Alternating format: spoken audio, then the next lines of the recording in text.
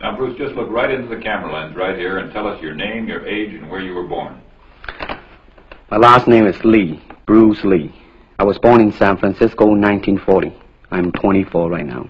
And you worked in motion pictures in Hong Kong? Yes, since I was around 6 years old. And when did you leave Hong Kong? 1959, when I was 18. I see. Now look over to me, Bruce, as we talk. I understand you just had a baby boy? Yeah. And you've lost a little sleep over it, have you? 3 nights. And tell the crew what time they shoot the pictures in Hong Kong. Well, it's mostly in the morning because it's kind of noisy in Hong Kong, you know, around 3 million people there. And so every time when they have picture, it's mostly, say, around 12 a.m. to 5 a.m. in the morning. I see. They love that there. And you went to college in the United States? Yes. And what did you study? Philosophy. I see. Now, you told me earlier today that karate and jiu-jitsu are not the most powerful of the best forms of Oriental fighting. What is the most powerful of the best form? Well, it's bad to say the best, but in my opinion, I think Kung Fu is pretty good. Would you tell us a little bit about Kung Fu? Well, Kung Fu is originated in China. It is the ancestor of karate and jiu-jitsu.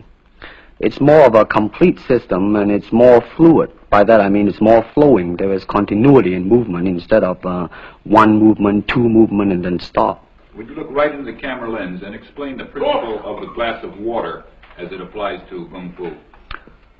Well, Kung Fu, the best example would be a glass of water. Why? Because water is the softest substance in the world, but yet it can penetrate the hardest rock or anything, granite, you name it. Water also is insubstantial. By that I mean you cannot grasp hold of it. You cannot punch it and hurt it. So every Kung Fu man is trying to do that, to be soft like water and flexible and adapt itself to the opponent. I see. What's the difference between a Kung Fu punch and a karate punch? Well, a karate punch is like an iron bar, whang. A Kung Fu punch is like an iron chain with an iron ball attached to the end, and it go whang, and it hurt inside. Okay. Now we're going to cut, and in just a second we'll have you stand up and show us some Kung Fu and some movements in Kung Fu. Okay. Cut. Got it. Test X2, take 1. Speed. Now look directly into the camera, Bruce. Directly at it. And now give me a 3/4 this way. And hold it. And give me a profile that way, all the way. Good. Hold it.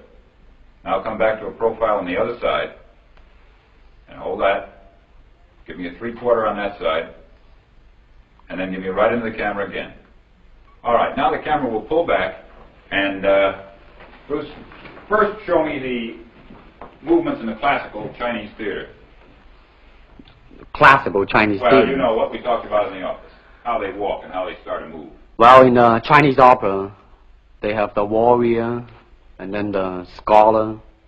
The way the warrior walk will be something like this. Walking this way, straight, come out, bend, straight, and then walk out again. An ordinary scholar would be just like a female, a weakling, 90 pounds in Child Atlas. You'll be just walking, you know, like a girl, real, shoulder up and everything. So by the way they walk, you can immediately tell who they are. Right, what character they represent. Now, show us some Kung Fu movements. Well, it is hard to show it alone, but I will try to do my best. All right, maybe one of the fellows will walk in. You want to walk Yeah, in? it would be... Go ahead. Go ahead. Go ahead. Come on, lady. Okay. Although accidents do happen, but, you know... There are various kind of strike. It depends on where you hit and what weapon you will be using. To the eyes, you would use fingers. Don't worry. To the eyes. Or straight at the face. From the waist, everything on. Hold it just a minute. Let's move this gentleman around this way so you're doing it more into the camera. Okay, swell. And then there is band arm strike using the waist again into a back fist. And let's have this assistant director back up just a way. Okay, go ahead. Continue. And then, of course, Kung Fu is very sneaky. You know, the Chinese, they always hit low. From high, go back to the groin. Don't worry. Now turn around the other way with you, Bruce. Oh, okay. Yeah. And, What do you want him to yes. do? Oh, cross These are camera just forward. natural reactions. That's Right. That is Right. natural. Right into the camera. Cheat into the camera a little bit and show this again. All right. Go ahead. There is the finger jab. There is the punch. There is the back fist and then low. Of course, then they use leg straight at the groin or come up. Or, if I can back up a little bit, they start back from here and then come back. All right. It's kind of worried. He has nothing to worry about. Now, No. once again, show us how a good Kung Fu man would very coolly handle it and walk away, rather than get involved in a series of actions. Cut it. Sound. Okay.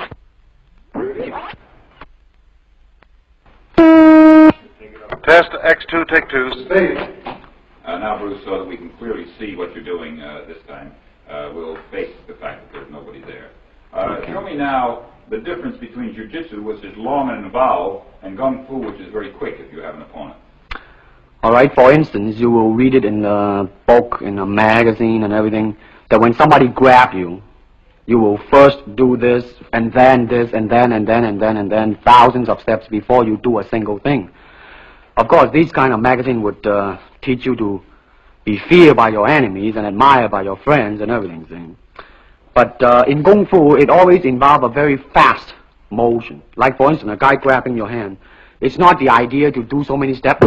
Step him right on the instep. He'll let go. This is what we mean by simplicity. Same thing in striking and in everything. It has to be based on a very minimum motion so that everything would be directly expressed.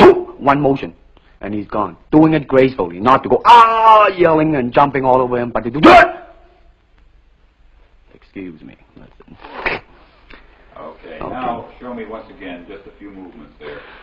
Well, Kung Fu can be practiced alone or with a partner. Practicing alone, they involve forms.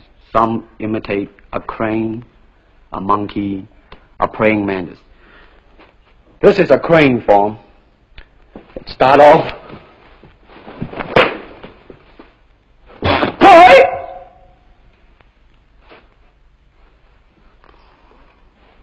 This is one of the movement involved.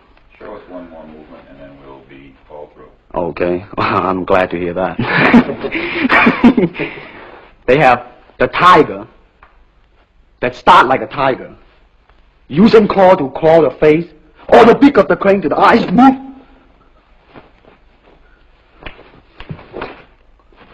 This is some of the movement involved. Thank you very much. Thank you very much.